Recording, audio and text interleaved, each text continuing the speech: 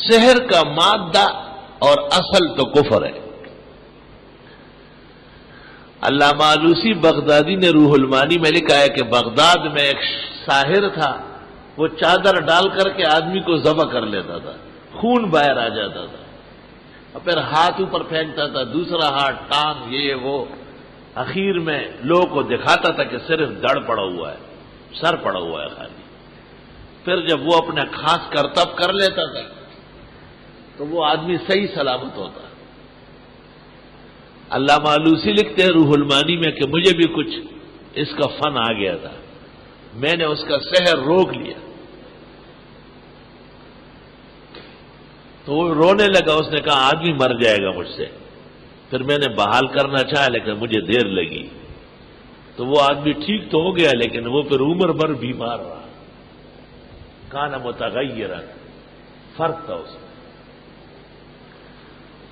ہمارے اسکول کے زمانے میں پشاور شہر سے ایک شخص آتا تھا، اس کا نام تھا حنیف خان، وہ ہمارے ہیڈ ماسٹر عبدالہادی مرحوم کا دوست تھا۔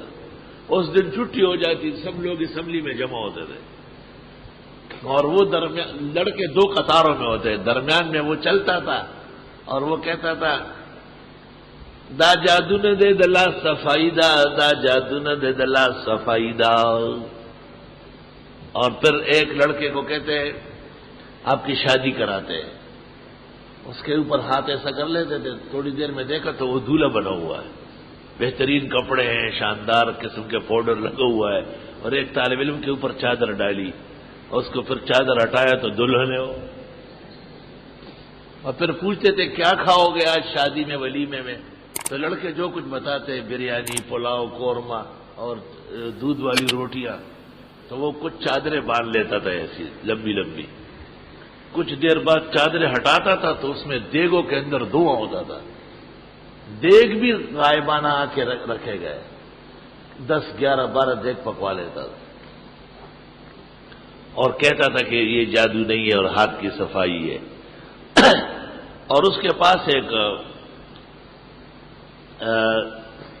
ڈنڈا سا تھا، چڑی، اس کے اوپر داغا بندھا ہوا تھا، جب اس داغے کو کسی آدمی کو بلاتا تھا تو اس داغے کو کھینچتا تھا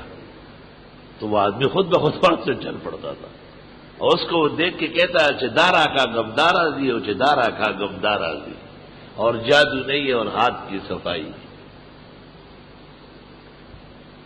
میرے ماسٹر صاحب نے تقریر کی اور انہوں نے کہا یہ میرا دوست ہے 32 سال سے، اس جیسے باکمال انسان میں نے نہیں دیکھا۔ میں نے ہاتھ کھڑا کیا، مجھے کہا کیوں؟ میں نے کہا یہ جو الفاظ ہے